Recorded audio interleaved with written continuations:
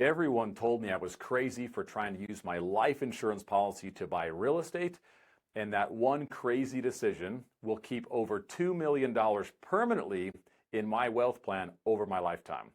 I'm Kyle, and I believe every single one of us was called to live a very intentional life. And I'm simply a guide helping people build frameworks and systems around banking, tough money habits, and generational wealth. So let's dive into this video today and look at how you can use your whole life policy as part of your wealth building strategy. And I would say whole life insurance is probably one of the most misunderstood assets out there. And most of the misunderstandings come because we cannot correctly identify what type of asset it is and where it belongs in our wealth plan. So whole life insurance is a liquid, safe contract. Now, there are certain benefits built into whole life insurance that make it extremely tough. I would say it is the toughest foundational asset you can own, specifically because the guarantees you get inside that contract with very specialized types of life insurance carriers. And where the biggest misconceptions have is that people will classify insurance as an investment, and it's why they can't see the power of this thing. So you got to understand whole life insurance is not an investment. And once you can make that distinction that your whole life insurance policy has more in common with like your checking account, your savings account, CDs, treasuries, other liquid safe environments. It is not a bank account. It is a life insurance contract, but it has more in common with foundational assets, liquid safe assets, than any type of investment. And once we understand this, now you're in a position to use this as part of your wealth building strategy. So let me walk you through a couple of different options and what I'm currently doing today. So option one, and this is what every single American is doing, by the way, is they hold money in some type of commercial bank in a checking account. That's the foundational asset. And we work really hard to accumulate wealth here.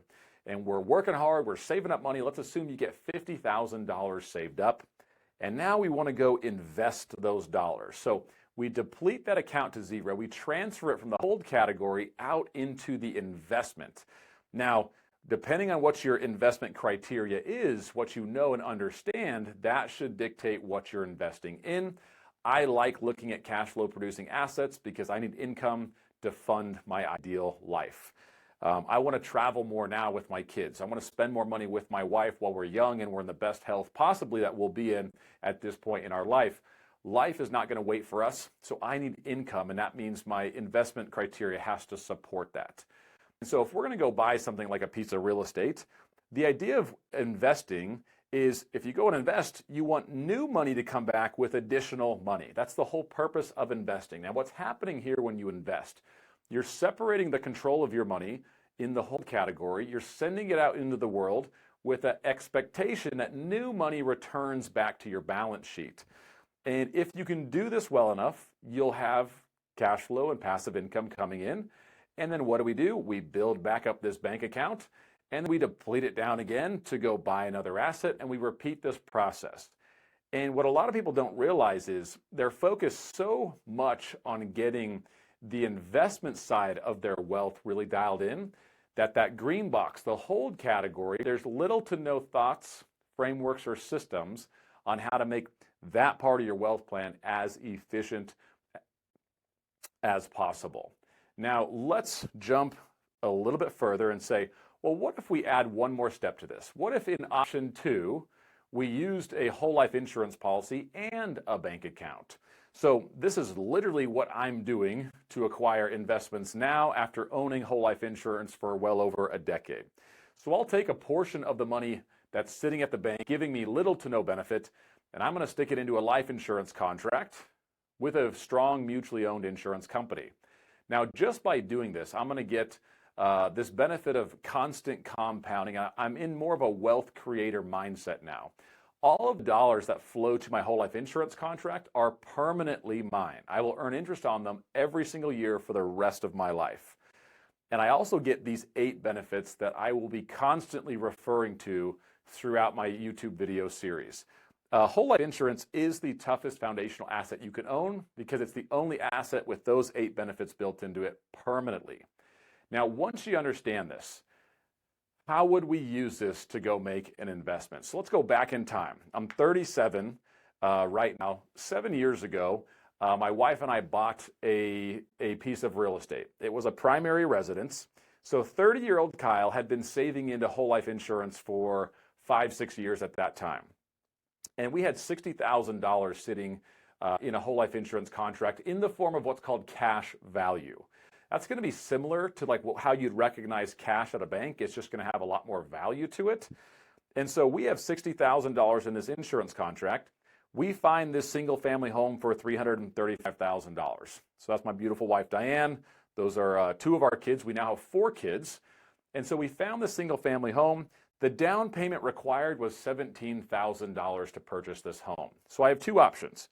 I can use my own cash from a bank account and give up the potential earning on those dollars forever, which is a really big calculation. We're going to cover that in just a second.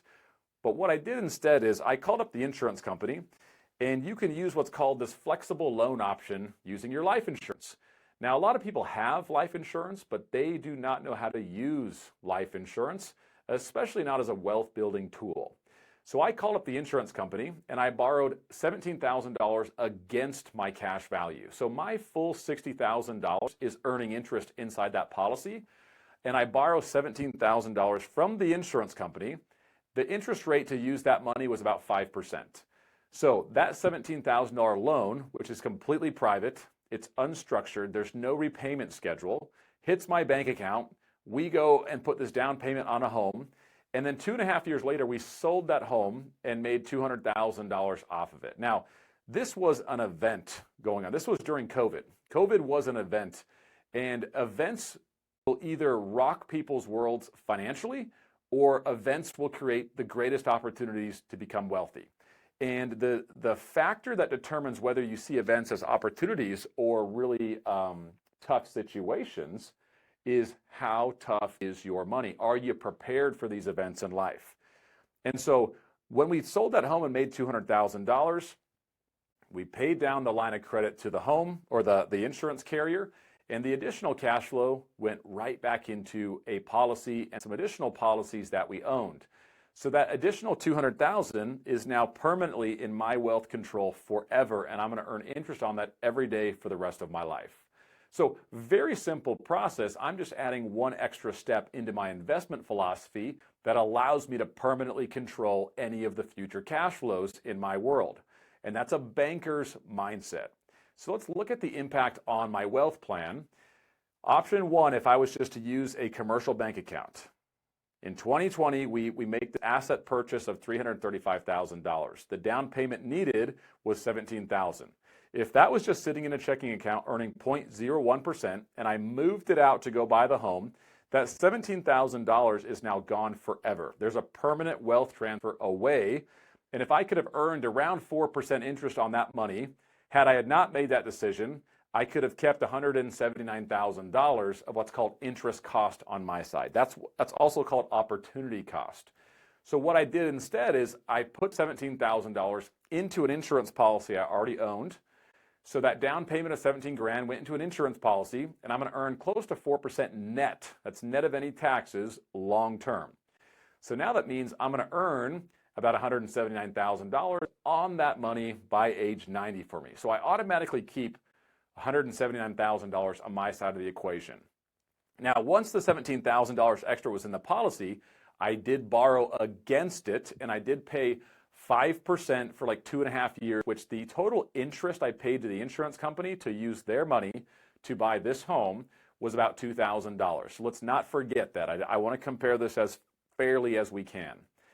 And then in 2023, we sold this property. Like I said, the COVID was happening. There were so many people moving into Arizona that it drove up the appreciation of these single family homes so drastically that I told my wife, Diane, I said, this is one of those events where if we want to capitalize on this, we need to sell this home. And we did. So we sold the home for $550,000. My biggest regret back then, because I was still learning about real estate, is I didn't try to buy 4 or 5 of these homes back then. We just bought one. And so we sold that home for $550,000. We made $200,000 in net profit. Now, if I would have taken that $200,000 net profit and put it into something extremely safe and secure, not another investment, just said, you know what, we sold this property, it ended up being a great investment for us. I just want to keep that profit permanently in my control. I could have put it into something like very safe, like U.S. Treasuries, which have earned about 2.6% on average net over the last 60 years. So that would have earned me like $935,000 by age 90, just by capitalizing on one investment and then moving the proceeds to a very safe liquid asset. Now, what I did instead is I took the same $200,000 net profit, I put it into a few policies that I owned, and I'm going to earn close to 4% net long term. And by age 90, that interest earned will now be $2.1 million. By the way, there's no risk because those policies are guaranteed. So best case scenario is I use something efficient like a U.S. Treasury. The next best option would have been 935. I'm going to earn 2.1. So most people aren't even being that efficient with that green hold category.